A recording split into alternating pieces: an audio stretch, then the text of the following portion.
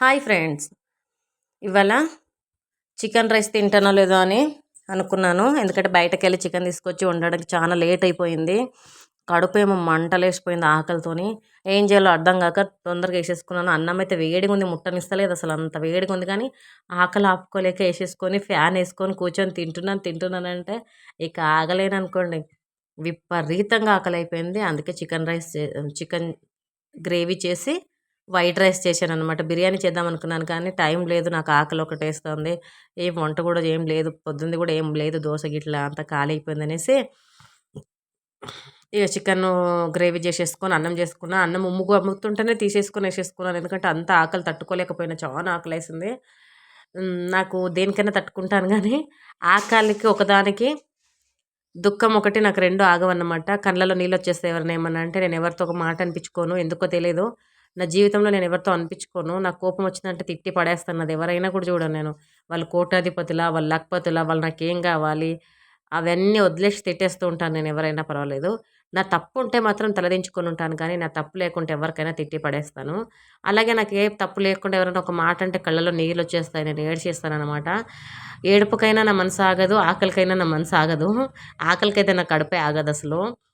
ఒకవేళ ఇంట్లో ఏం లేకున్నా కూడా ఆకలి ఎక్కువగా వేస్తే ఏం చేస్తానంటే టీ చేసేసుకొని తాగేస్తాను. టీ చేసుకొని తాగుతాను. అలాగే అటుకులు ఏమన్నా ఉంటే అటుకులు వేసేసుకొని తాగుతాను. ఒక్కొక్కసారి బిస్కెట్లు ఖాళీ అయిపోతే ఇక్కడ నుంచి షాప్కి ఎవరు వెళ్తారో దూరంగా షాప్ అనేసి అటుకులు చేసుకొని అటుకులు చాయ్లు వేసుకొని తినేస్తాను అనమాట. అంత ఆకలేస్తుంది అసలు. ఆకలికి తట్టుకోలేను. ఇక్కడ నాకుండే బిజీ లైఫ్కి వంట చేసుకొని తినడం కూడా టైం దొరకదనమాట. అంత టైం దొరకదు.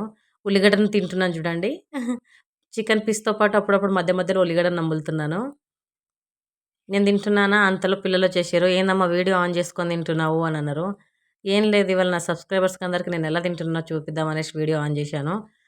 వంట చేయడం, చికెన్ గ్రేవీ చేయడం ఎలాగో వీడియో చేయలేకపోయినా తినేదాన్ని ఒకటి వీడియో చేసేసి పెట్టేస్తామనేసి చేస్తున్నానమ్మా అనేసి చెప్పాను.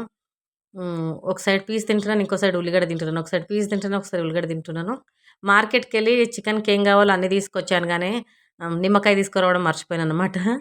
అందుకే నాకు నిమ్మకాయ లేకుంటే చికెన్ అంతగా నచ్చదు. ఎప్పుడు కూడా పైనుండి నిమ్మకాయ పిండేసుకుంటాను నేను. చికెన్‌లో ఏం ఏసినా ఎయకున్నా పైనుండి మాత్రం చికెన్ వండేటప్పుడు ఏసినా ఎయకున్నా కూడా పైనుండి మాత్రం నిమ్మకాయ కంపల్సరీగా ఏసుకుంటాను. నాకు నిమ్మకాయ పిండుకుంటే చాలా ఇష్టం చికెను. ఈసారి నిమ్మకాయలు తెచ్చుడు మర్చిపోయాను. ఇక ఎవరు పోతారులే అనేసి ఇక ఉల్లిగడ్డతో సరిపెట్టుకొని తినేస్తున్నాను. అంతలో పిల్లలొచ్చేసి ఇక పిల్లలు కూడా పెట్టేసుకొని తినేసిర్రనమాట. వాళ్ళు నాకు పెట్టుకుంటున్నాను అమ్మా అని కూడా చెప్పలేరు. నేను తినుడు చూసేసి వాళ్ళు అనుకోరు ఏందో మా అమ్మకి ఇంత ఆకలేసిద్ది ఇక డిస్టర్బ్ చేసుడు వద్దనేసి వాళ్ళు పెట్టుకొని వాళ్ళు తినేసారనమాట.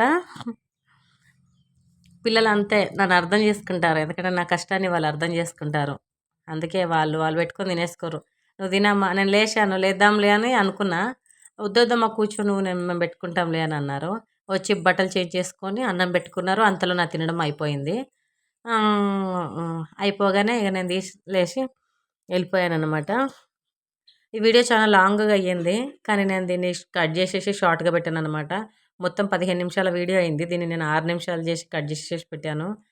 ఎందుకంటే అంత పెద్ద వీడియో పెడితే ఎవరు చూడరు, చూసే వాళ్ళకి బోర్ కొట్టదనేసి కట్ చేసి పెట్టాను. ఎవరైనా బిజినెస్ చేస్తున్న వాళ్ళు ఉన్నారా, ఒకసారి నాకు కాంటాక్ట్ అవ్వండి. ఏమేమి బిజినెస్ ఐడియాలు ఉన్నాయి, మీరు ఏం చేస్తారు అనేసి నేను తెలుసుకుంటాను. నాకేందో వేరుల గురించి కాదు కానీ ఏదైనా బిజినెస్ గురించి తెలుసుకోవాలంటే చాలా ఇష్టము.